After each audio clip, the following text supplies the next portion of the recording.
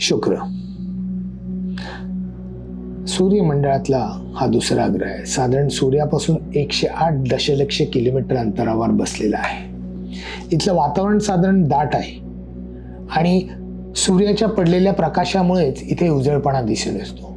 हा ग्रह सूर्यास्ताच्या वेळी आणि सूर्योदयाच्या वेळी चांगला दिसतो. या ग्रहमंडळात गुरुला देवगुरूची उपमा दिली गेली आहे.